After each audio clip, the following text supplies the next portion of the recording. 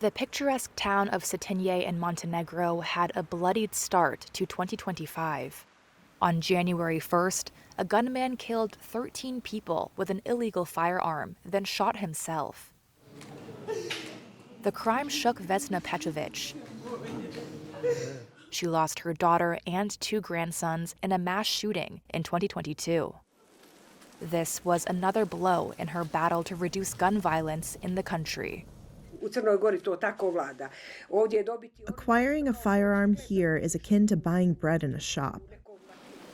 The incidents highlight the challenges of eradicating violence in a region where the culture of weapons runs deep. Pejovic has lobbied politicians to bring in stricter gun controls in the small Balkan nation. And after this year's shooting, Montenegro's Prime Minister Milojko Spajic announced just that. But past measures across the region have had limited impact.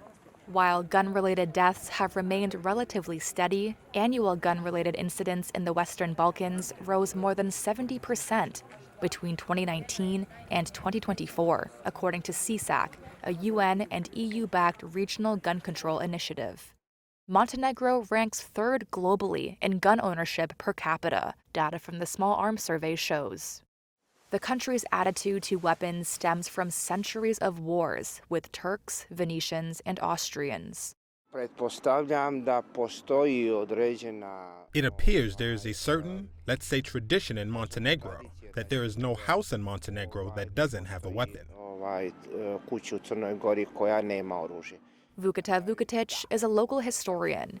In 1910, the king mandated that all male citizens buy a gasser pattern gun to bolster his small army and deter invaders. Yes, it's true that it has a very long genesis. It has deep roots in Montenegrin tradition, and therefore a pistol, or precisely a revolver, was seen as an integral component of the Montenegrin national attire.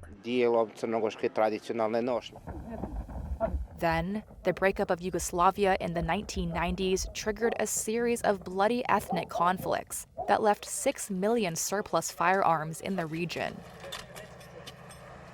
Today, antique guns can be seen across Cetinje, like this church fence made of ancient musket barrels.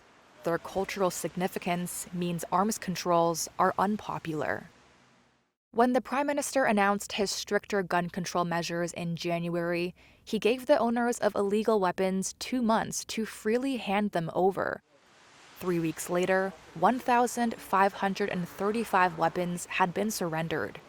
Experts laud the effort, but it's thought up to 100,000 illegal weapons are still circulating in Montenegro, says a source at the Independent Police Union.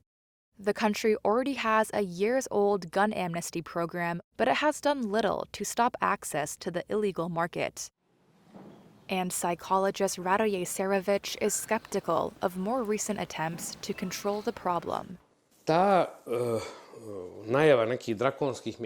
The declaration of stringent measures will likely only lead to an even greater concealment of hidden weapons and a greater push of a large amount of these weapons into illegality. Some implemented changes may help. In November, Western Balkans countries agreed to harmonize gun laws with the EU and clamp down on illicit weapons. But 3 experts told Reuters that even when governments pass stricter laws, many cash-strapped countries don't have the resources or sometimes the will to enforce the legislation. And in part, they say that's because the weapons trade is run by powerful criminal gangs. As for Pejovic, her campaigning helped introduce Marko and Masin's law after her dead grandsons. It never passed, but last month, a draft of tougher legislation was proposed. Her fight continues.